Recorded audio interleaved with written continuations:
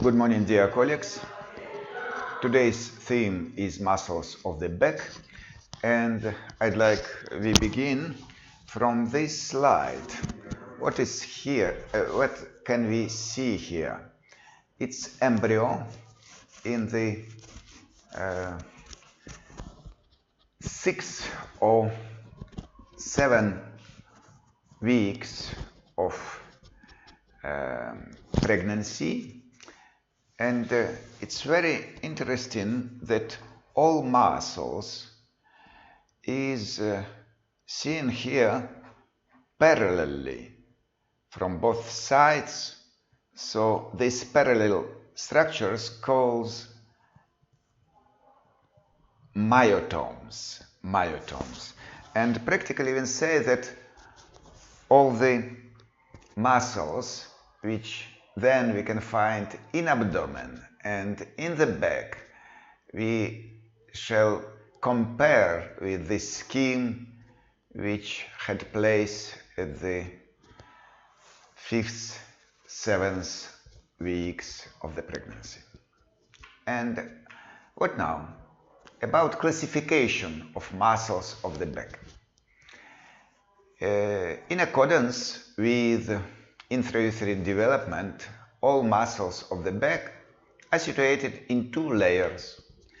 First of all, superficial muscles or superficial layer, and second is deep muscles or deep layer. And let's discuss each of them. Superficial muscles of the back. Muscles inserted on the shoulder girdle and on the arm, they are musculus trapezius, musculus latissimus dorsi, musculus levator scapulae, musculus rhomboideus. And muscles inserted on the ribs, they are musculus serratus posterior superior and musculus serratus posterior inferior. So, 2 subgroups of superficial muscles of the back. So let's try to find them on the pictures. First of all, be attentive that from left side we can find the most superficial muscles, and from right side there were 2 muscles removed. So number 1 is musculus trapezius. It's good thing that it is originated from spinous processes of cervical, thoracic vertebra, and fibers of these quite large muscle has a triangle shape. So being attached to the spina scapulae, they can move it in different direction, upward, downward, and when all fibers simultaneously contracts, they can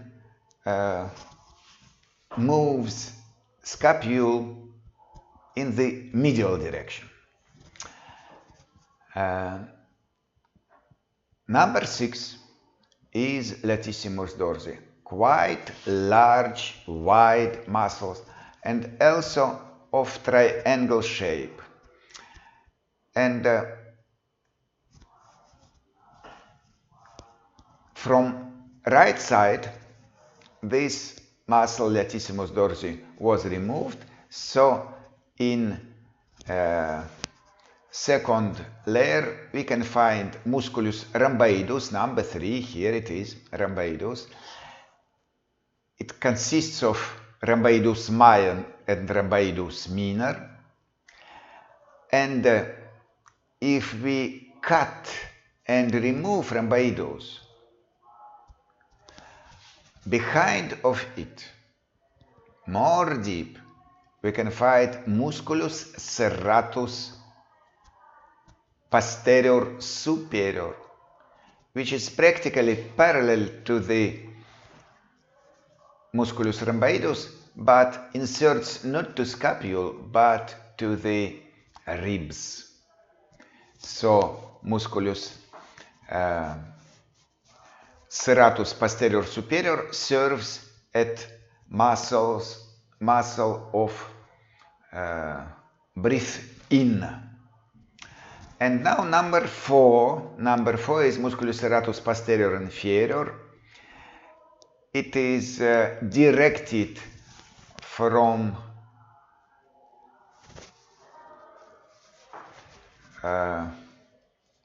down laterally and up, and you can see that being inserted to the ribs, it can move ribs down.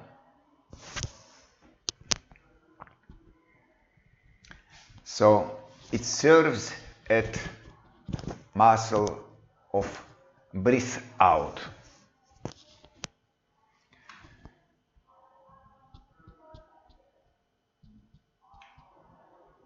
So again, muscle number 1 trapezius, number 3 rhomboidus, number 6 latissimus dorsi, and number 4 musculus serratus posterior inferior. Let's continue. This is relief of back muscles in men. You can read each designation and then be ready to test yourself on the next slide without any designation. Here, try to recognize each muscle. It's very important to be ready to find each muscle in life.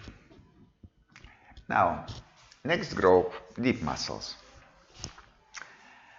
Deep muscles has several subgroups. First of all, so-called autochthonous muscle.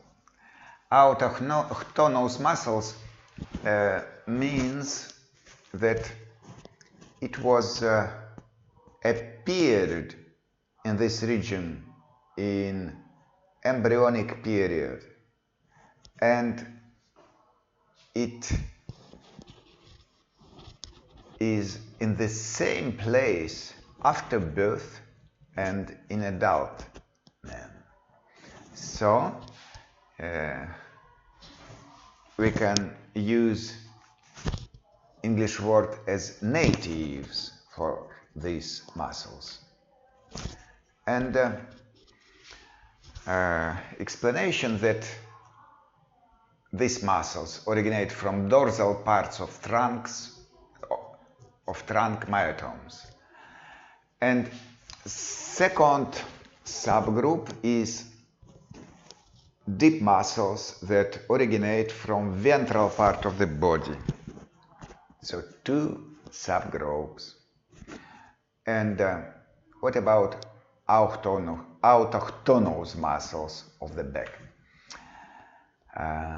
If we shall list them from the surface deep, so let's begin from musculus splenius capitis et cervicis. Splenius in Latin means belt, like belt. Then muscles which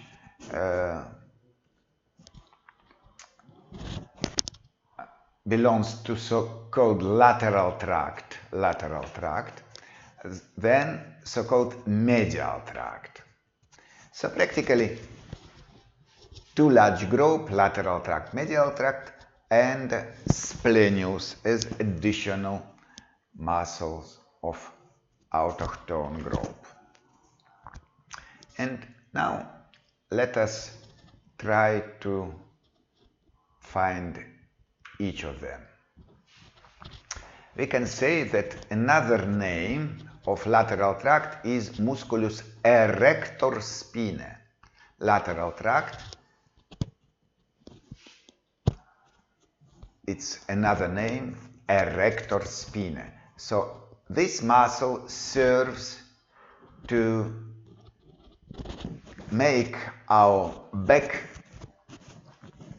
right, upright. So it lies between the spinous processes and the corners of ribs. It originates from the sacrum, from lumbar vertebrae, and also from fascia thoracolumbalis. According to attachment, it is divided into three parts, exactly: musculus iliocostalis, according to the name, it originates from os ilium and inserts to the ribs, costae, musculus iliocostalis. Second is musculus longissimus. It is attached to the process transversus vertebrae, processus transversus vertebrae, longissimus. And third is musculus spinalis, which is attached to the processus spinosus vertebrae. So iliocostalis, longissimus, and spinalis. Now let's try to find them. Number one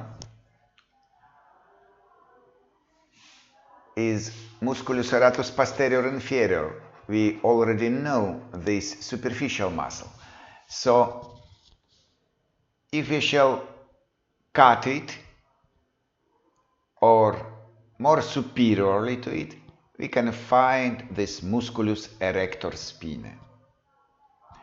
From right side, this left portion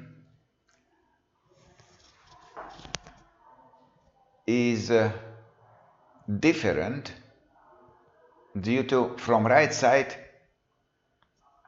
these three portions were separated from each other, and fascia, which is covered them, was removed. So we can see here musculus spinalis, this medial part, or here it is from left side. Musculus longissimus, here it is. Here it is from left side. You can see that really it is most long from all another muscles. Musculus longissimus. And musculus iliocostalis. Iliocostalis, here it is. Musculus iliocostalis, here it is. So, spinalis, longissimus, and iliocostalis.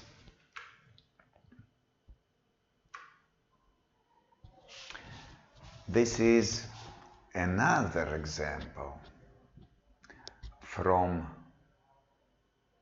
left side. We removed practically all muscles of lateral tract, and we can see them only from right side. So this is number 8, musculus spinalis. This is number 4, musculus longissimus, and number 6 is musculus iliocostalis. As most deep layer, we can see here muscles which connects transverse process and spinous process. So they serves as a rector also, but calls musculus transversospinalis. It is so-called medial tract.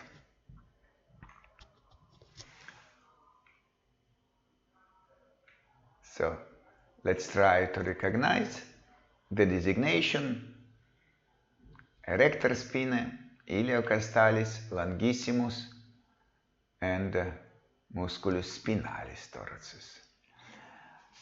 On most cranial part of the picture, we can find number 2, musculus longissimus capitis, and all of them are muscles of lateral tract. And now medial tract, musculus transversospinalis, it's here. First of all, let's try to understand that it lies under the lateral tract, behind it, more deep, according to the lateral tract. And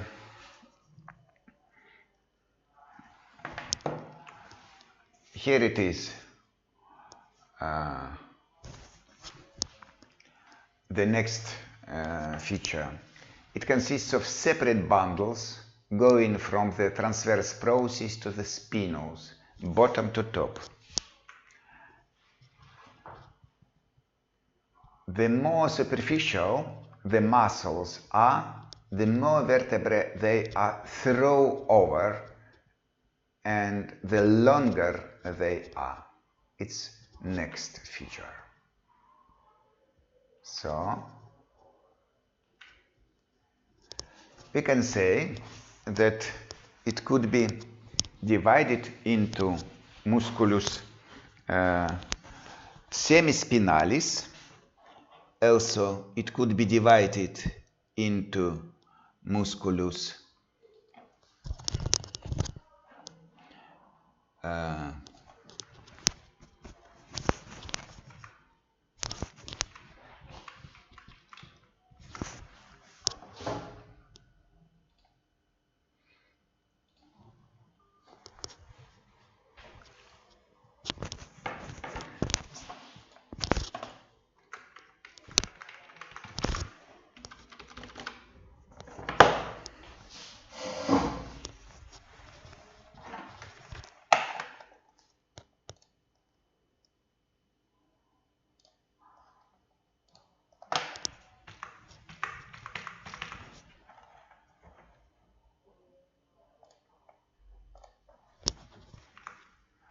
multifidi, which spreads over 3 or 4 vertebrae and allocated more deeply, and it should be divided into musculi rotatores, which go through one vertebrae and lie directly on the vertebrae as deeply as possible.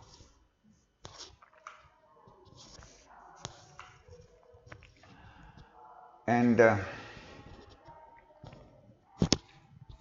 here it is, the same picture as we have saw previously, and again I'd like to demonstrate you these bundles.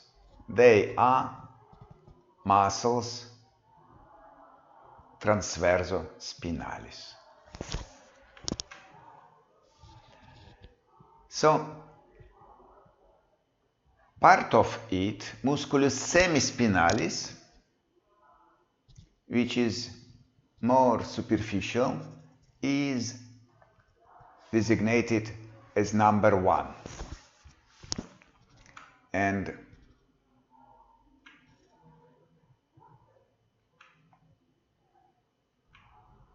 here it is, number 1.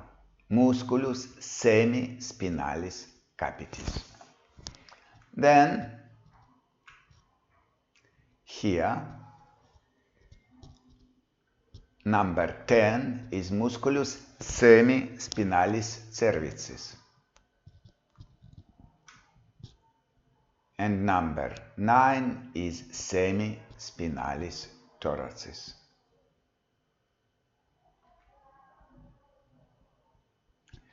In this picture, we can see the next layer, musculi multifidi, which is middle layer. So, here it is, number 5, musculus multifidi.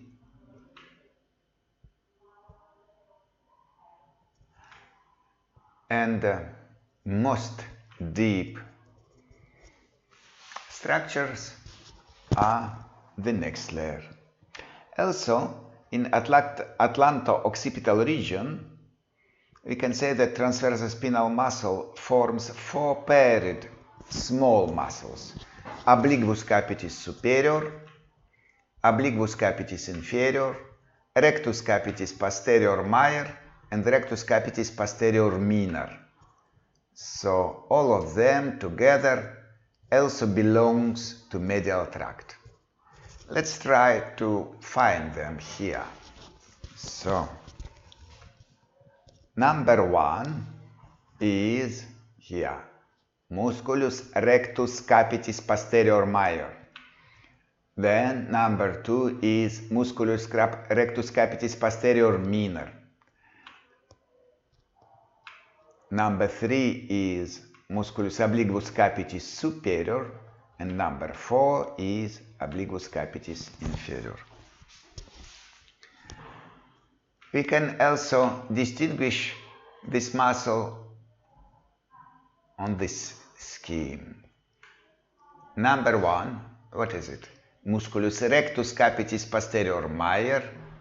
Number 2, musculus rectus capitis posterior minor.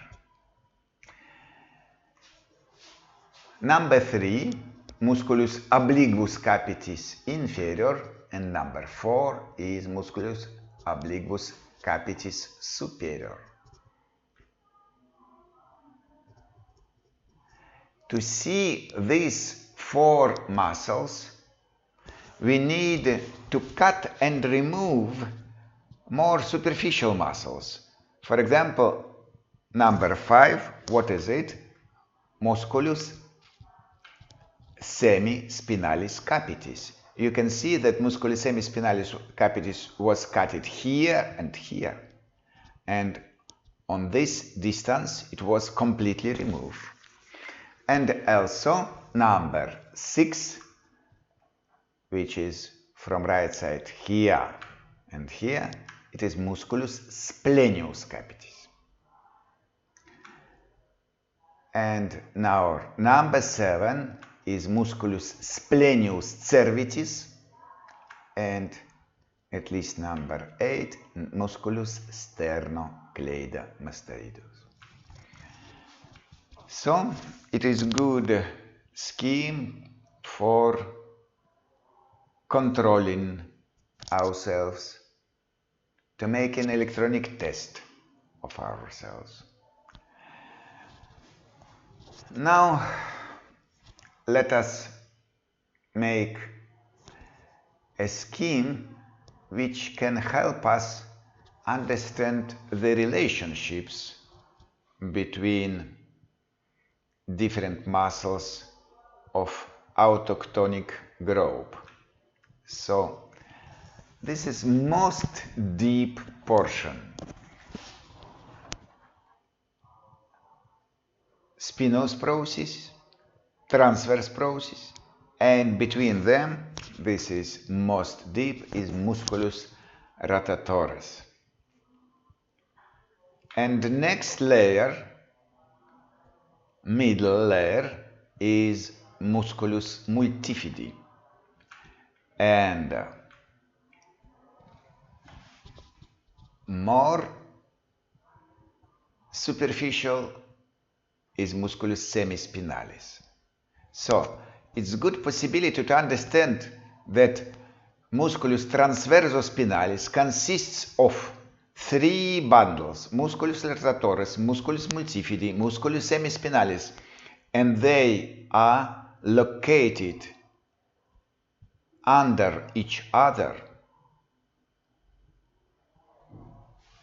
And we can distinguish here three different layers. And now the lateral tract, which also consists of three bundles. Exactly, musculus spinalis, musculus longissimus, and musculus iliacostalis. They together forms musculus erector spinae. And now I use this gray line to demonstrate fascia thoracolumbalis. Fascia thoracolumbalis. It serves for covering all autochtonic muscles and separate them from superficial muscles.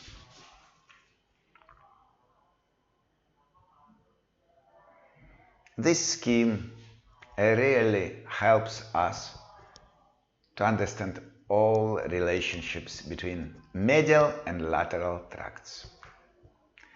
And now, if it seems to you that you understand completely this material, I'd like to ask you, what is it? Surely, this is transversal section of thoracic cavity. This black area, they are lungs. And by the mean, we can say that it is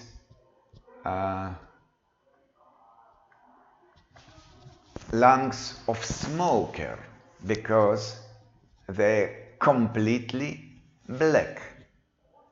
It should be in situation of a long period smoking. And my question is, here, what is it? It is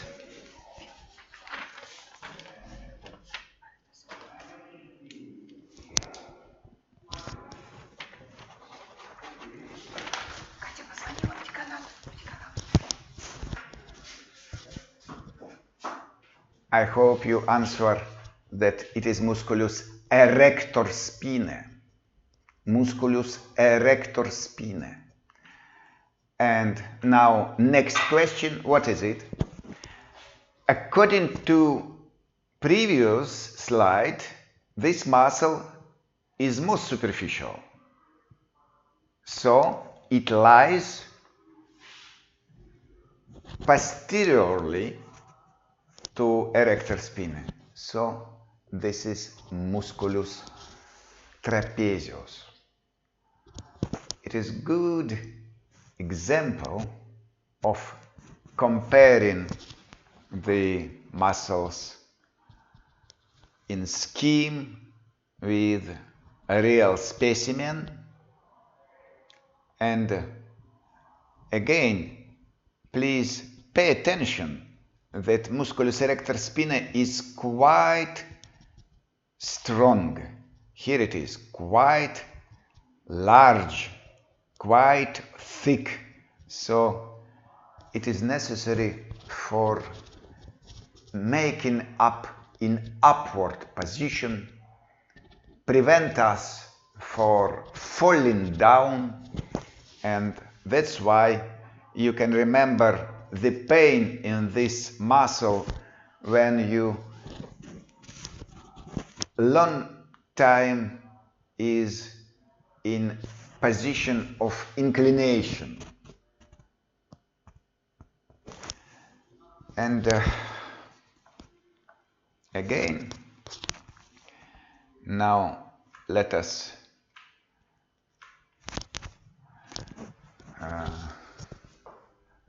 look at this another picture. First of all, to find this fascia, fascia thoracolumbalis, which belongs the same time to musculus latissimus dorsi and to musculus erector spinae. And the name of this picture is hernias of posterior abdominal wall. So we can find here two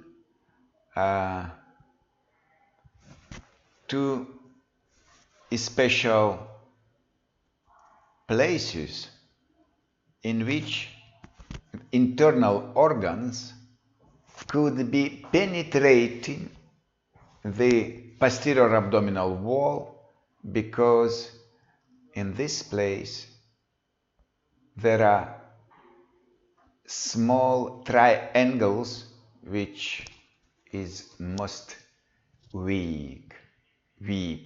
So the intra-abdominal pressure can penetrate the organs subcutaneously.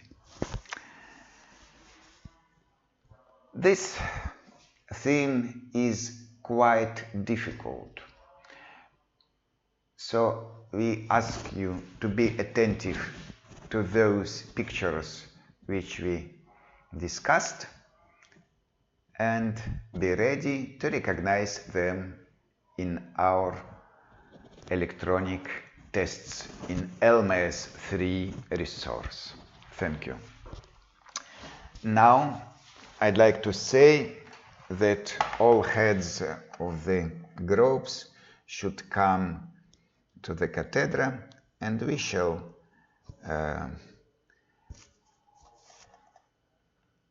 mark the attendance of your students. Thank you.